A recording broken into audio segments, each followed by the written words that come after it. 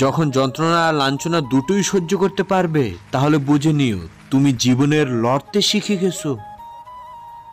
যতই বলো না কেন, looks doesn't matter less than to your heart, but it's matter যার অ্যাট্রাকটিভ মানুষ তাদের সাথেই মিশতে বেশি আগ্রহ দেখায়। ওই যে কথায় আছে, প্রথমে বেশ ধরি তারপর গুণ ধরি। প্রতিশোধের কোনো দরকার নেই, চুপচাপ বসে অপেক্ষা করো। যারা তোমাকে আঘাত করেছে তারা নিজেরাই শাস্তি পাবে, আর যদি তুমি ভাগ্যবান হও তাহলে তা তুমি নিজে চোখে দেখতে পাবে।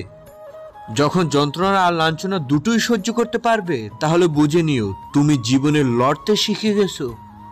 নিজেকে প্রমাণ করতে হবে না, চুপচাপ সহ্য করো, সময় দেবে তোমার উত্তর।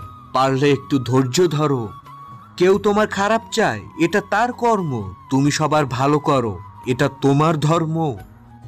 স্বর্ণের পরিচয় হলো পাথরে ঘষলে, আর বন্ধুর পরিচয় পাবে বিপদে পড়লে। জীবনে খারাপ সময় আসা দরকার, তবেই কে কাছের মানুষ আর কে মুখোশধারী বন্ধু সেটা চেনা যায়। ভরসা নিজের উপর রাখলে সেটা শক্তিতে পরিণত হয়, আর অন্যের উপর রাখলে সেটা দুর্বলতায় পরিণত হয়। সমাজ হলো এমন একটা জিনিস যা সর্বদা ব্যর্থ মানুষকে নিয়ে হাসাহাসি করে আর সফল মানুষকে নিয়ে হিংসা করে। সত্যি ভালোবেসেছে যারা, সর্বদা চোখের জল ফেলেছে তারা। ভালো থাকুক তারা, সারা জীবন পাশে থাকবে বলেও সেরে গেছে যারা। যারা সেরে গেছে তাদের অপেক্ষায় বসে সময় নষ্ট করো না, কারণ কেউ ফিরে আসার জন্য সেরে চলে যায় না। এই পৃথিবীতে সবচেয়ে কঠিন বলে যদি কিছু থাকে, তবে সেটা হলো মানুষ চেনা। দুনিয়ার সবচেয়ে মজার মানুষ চার্লি চ্যাপলিনও একটি দুঃখের বাণী লিখেছেন, আমি বৃষ্টিতে হাঁটতে ভালোবাসি যাতে কেউ আমার কান্না বুঝতে না পারে।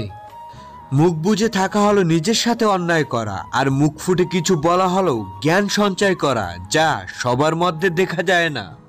জীবন থেকে চলে যাওয়া প্রত্যেকটা মানুষকেই জানাই ধন্যবাদ, কারণ তারা চলে না গেলে অনেক কিছুই জানতাম না, শিখতাম না, বুঝতাম না।